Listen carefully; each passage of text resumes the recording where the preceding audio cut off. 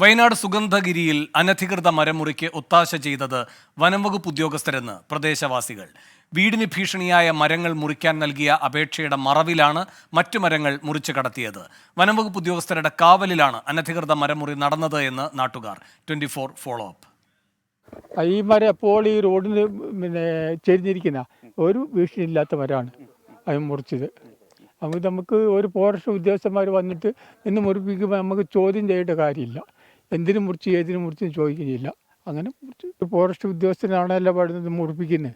അപ്പോൾ നമുക്ക് ചോദിക്കേണ്ട കാര്യമില്ലല്ലോ. ഇവിടെ കൽപ്പറ്റ ഫോറസ്റ്റിൽ ജോലി ചെയ്യുന്ന ഒരു ജോൺസൺ എന്ന് പറഞ്ഞ ആളാണ്.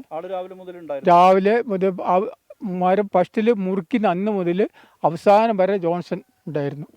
ജോൺസൺ പറഞ്ഞു ആ ഉദ്യോഗസ്ഥനാണ് ഉണ്ട്. അത് യൂണിഫോം ഇട്ടിട്ട് രാവിലെ വരും, വൈകുന്നേരം പോകും. അങ്ങനെ മരം മുറിച്ച് കഴിയുന്നവരെ ജോൺസൺ ഉണ്ടായിരുന്നു. വിഷയം ചർച്ച ചെയ്യാൻ വനമന്ത്രി AK ശശീന്ദ്രൻ ഉന്നതതല യോഗം വിളിച്ചു. വന്യജീവി ആക്രമണവും ചർച്ചയാകും. ഇന്ന് 11 മണിക്ക് തിരുവനന്തപുരത്താണ് യോഗം. മരമുറി കേസിലെ 6 പ്രതികളുടെ ജാമ്യാപേക്ഷ കൽപ്പറ്റ കോടതി ഇന്ന് പരിഗണിക്കും. സുർജിത് അയ്യപ്പത്ത് കൂടുതൽ വിവരങ്ങളുമായി ചേരുന്നു. സുർജിത്ത്, വയനാട്ടിൽ നിന്ന് വീണ്ടും ഒരു വിവാദ മരമുറിയുടെ വാർത്തകളാണ് വരുന്നത്. ഈ മുട്ടിൽ മരമുറി റവന്യൂ ഭൂമിയിൽ നിന്നാണെങ്കിൽ ഇപ്പോൾ സുഗന്ധഗിരിയിൽ നിന്ന് വനം ഭൂമിയിൽ നിന്ന് തന്നെയാണ് ഈ മരമുറിക്കൽ ഉണ്ടായിരിക്കുന്നത്. എന്തൊക്കെയാണ് നാട്ടുകാർ പറയുന്നത്? പുറത്തു വരുന്ന പുതിയ വിവരങ്ങൾ എന്തൊക്കെ?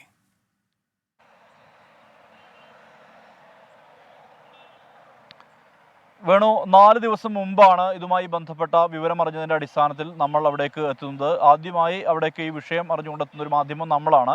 നമ്മൾ എത്തുമ്പോൾ അവിടെ വനം വകുപ്പിൻ്റെ പരിശോധന നടക്കുകയായിരുന്നു സുഗന്ധഗിരിയിൽ. അത്തരത്തിൽ പരിശോധന, മരങ്ങളുടെ കണക്കെടുപ്പ് ഉൾപ്പെടെയുള്ള കാര്യങ്ങളാണ് നടന്നിരുന്നത്. വിശദമായി നമ്മൾ ഈ വിഷയം അന്വേഷിച്ചു. സുഗന്ധഗിരി എന്ന് പറയുന്നത് അത് കാർഡമൻ പ്രൊജക്ടിൻ്റെ ഭാഗമായി ആദിവാസികൾക്ക് അനുവദിച്ച ഭൂമിയാണ്. അതായത് ഡീനോട്ടിഫൈ ചെയ്യാത്ത ഭൂമിയാണ്.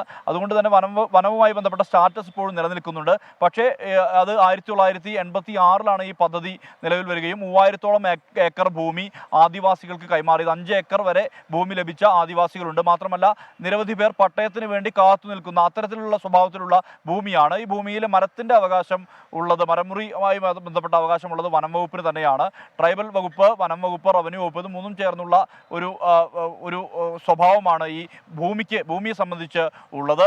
ഇവിടെയാണ് ഇത്തരത്തിൽ മരമുറി നടന്നിട്ടുള്ളത്. 20 മരങ്ങൾ മുറിക്കാനുള്ള അനുമതിയാണ് വനംവകുപ്പ് തേടിയത്. ഇപ്പോൾ നമ്മോട് അല്പസമയം മുമ്പ് പ്രതികരിച്ച ജോസഫ് എന്ന് പറയുന്ന ആളുടെ തന്നെ 10 മരങ്ങളുണ്ട്. അയാളുടെ ഭൂമിയിൽ അദ്ദേഹത്തിൻ്റെ വീടിന് ഭീഷണിയായ 10 മരങ്ങളുണ്ട്. ബാക്കി 10 മരങ്ങൾ മറ്റ് മേഖലകളിലുമുണ്ട്. ഇങ്ങനെ 20 മരങ്ങൾ മുറിക്കാനുള്ള അനുമതിയാണ് നൽകിയത്.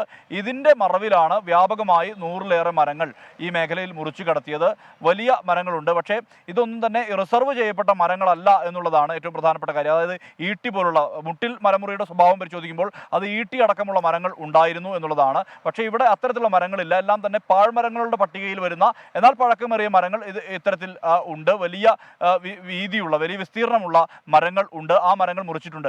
ഈ മരം മുറി നടക്കുന്ന ഘട്ടത്തിൽ തന്നെ ആളുകൾക്ക് സംശയമുണ്ടായിരുന്നു. കാരണം ഇവർ ഭീഷണിയായ മരങ്ങൾ ചൂണ്ടിക്കാട്ടിയിരുന്നു. അതുമായി ബന്ധപ്പെട്ട അപേക്ഷ നൽകിയിരുന്നു. പക്ഷേ അപേക്ഷയിൽ ഉൾപ്പെടാത്ത മരങ്ങൾ പോലും മുറിച്ചു തള്ളുകയാണ് ഉണ്ടായത്. ഇത് തുടർന്നാണ് ആ മേഖലയിൽ നിന്ന് പരാതി ഉയർന്നത്. ആ പരാതിയുടെ അടിസ്ഥാനത്തിൽ അന്വേഷിക്കാനാണ് സെക്ഷൻ ഓഫീസറെ റേഞ്ച് ഓഫീസർ ചുമതലപ്പെടുത്തുന്നത്. സെക്ഷൻ ഓഫീസർ തന്നെ വേലി വിളവ് തിന്നുന്ന സ്വഭാവമാണ് സെക്ഷൻ ഓഫീസർ കാണിച്ചത്. അദ്ദേഹത്തിനെതിരെ ഇപ്പോൾ നടപടിയെടുത്തിട്ടുണ്ട്. ചന്ദ്രൻ എന്നുള്ള സെക്ഷൻ ഓഫീസർ. അതോടൊപ്പം തന്നെ ഇത് നോക്കാൻ വേണ്ടി നിയോഗിക്കപ്പെട്ട 2 വാച്ചർമാർക്കെതിരെ നടപടിയെടുത്തിട്ടുണ്ട്. ഈ കേസിൽ 6 പ്രതികളാണ് ഉള്ളത്. 6 പ്രതികൾ എല്ലാവരും തന്നെ ഈ വയനാട് സ്വദേശികളും ഒപ്പം തന്നെ കോഴിക്കോട് സ്വദേശികളും ഉണ്ട്. വാര്യാട് സ്വദേശി ഇബ്രാഹിം, മീനങ്ങാട് സ്വദേശി അബ്ദുൾ മജീദ്, മാണ്ടാട് സ്വദേശി ചന്ദ്രദാസ്, മണൽവയൽ സ്വദേശി അബ്ദുൽ നാസർ, കൈതപ്പൊയിൽ സ്വദേശി ഹസൻകുട്ടി, എരഞ്ഞിക്കൽ സ്വദേശി ഹനീഫ എന്നിവരാണ് ഈ കേസുമായി ബന്ധപ്പെട്ട പ്രതികൾ. ഇവരുടെ നേതൃത്വത്തിലാണ് മരം മുറിച്ചത്. ഈ മരങ്ങൾ വീണ്ടെടുക്കാൻ കഴിഞ്ഞിട്ടുണ്ട് എന്നുള്ളതാണ് വനംവകുപ്പ് വ്യക്തമാക്കുന്നത്. അതായത് പല മേഖല ചുരമിറങ്ങി പോയിട്ടില്ല ഈ മരങ്ങൾ എന്നുള്ളതാണ് വനംവകുപ്പ് വ്യക്തമാക്കുന്നത്. ഇതിനിടയിൽ തന്നെ ഈ മരങ്ങളെല്ലാം തന്നെ കണ്ടെടുക്കാൻ കഴിഞ്ഞിട്ടുണ്ട് എന്ന് വനംവകുപ്പ് ഉദ്യോഗസ്ഥർ വ്യക്തമാക്കുന്നുണ്ട്. എന്തായാലും സമീപകാലത്ത് ഉണ്ടായിരുന്ന ഈ മുട്ടിലടക്കമുള്ള വിവാദങ്ങൾ നിലനിൽക്കുന്ന ഒരു പശ്ചാത്തലമുണ്ട്.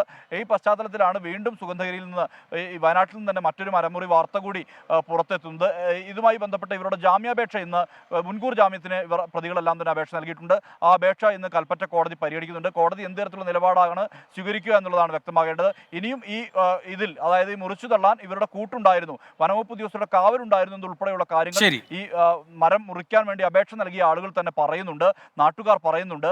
അത്തരത്തിൽ ഉള്ള ഒരു വിഷയം നിലനിൽക്കുന്ന പശ്ചാത്തലത്തിൽ ഇനി എന്ത് തരത്തിലുള്ള ഇനി കൂടുതൽ ഉദ്യോഗസ്ഥർക്ക് നടപടി ഉണ്ടാകുമോ എന്നുൾപ്പെടെയുള്ള കാര്യങ്ങളാണ് കണ്ടറിയേണ്ടത്. വേണു. സുർജിത് അയ്യപ്പത്താണ് വയനാട്ടിൽ നിന്നും വിശദാംശങ്ങൾ നൽകി.